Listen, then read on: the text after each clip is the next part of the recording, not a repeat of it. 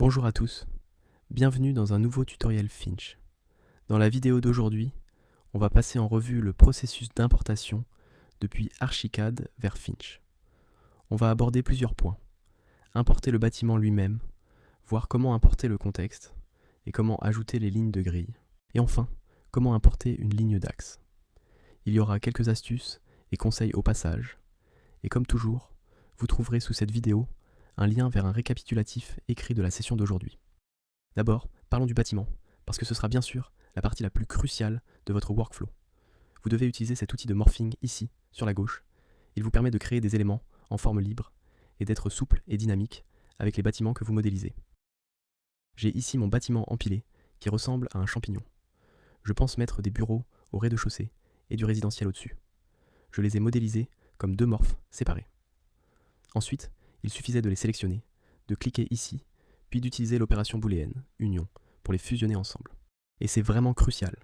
Si on a plusieurs bâtiments, ou plusieurs morphes empilés les uns sur les autres, il faut simplement s'assurer de les fusionner avec une union avant de les importer dans Finch.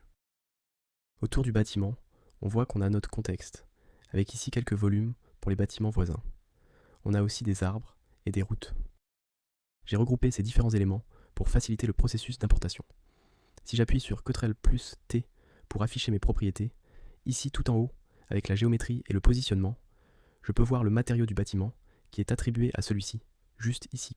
Et la couleur que l'on voit ici, c'est ce qui va remonter dans Finch. Je vais basculer dans mon projet que j'ai déjà configuré ici dans Finch. N'oubliez pas, comme toujours, il faut d'abord configurer notre projet pour avoir un endroit où envoyer nos informations. Je vais donc créer une nouvelle variante appelée Demo Upload. Et allons-y, cliquons sur cette variante. On voit qu'il n'y a aucune information ici. Une fois de retour dans Archicad, on va lancer Finch. Si vous ne l'avez pas ancré, assurez-vous simplement d'être en vue, en plan, pour pouvoir démarrer l'extension Finch. Je vais donc sélectionner cette dernière option, Upload. Et ensuite, je vais choisir mon projet et ma variante. Parfait. On reçoit ce petit retour. Plus rien n'est sélectionné, donc je vais sélectionner mon bâtiment. Je choisis masse ici, puis je clique sur téléverser.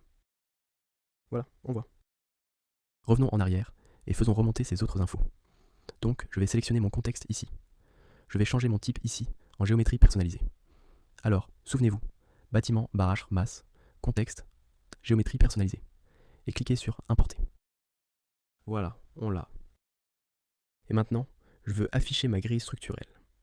Bien sûr, on peut s'en servir pour nous aider à générer le plan d'étage. Alors, je sélectionne mes lignes de grille de type et je les charge. Les voilà. Et si je vais sur l'une de mes dalles de plancher et que j'active simplement mon outil de ligne d'axe, revenons aussi sur un plan d'étage ici. Maintenant, on voit qu'on n'a ici qu'une simple ligne de dessin 2D. Donc bien sûr, il faut la tracer en vue en plan. Je la dessine simplement là où je veux que ma ligne d'axe soit dans Finch. Et voilà. On a donc ici les lignes d'axe sur notre plan de niveau. Et bien sûr, on peut maintenant se lancer et commencer à générer des couloirs et des cages d'escalier. Et voilà, c'est comme ça qu'on fait remonter depuis Archicad notre bâtiment, notre géométrie personnalisée, notre contexte, nos lignes de grille et nos lignes d'axe. Merci d'avoir regardé.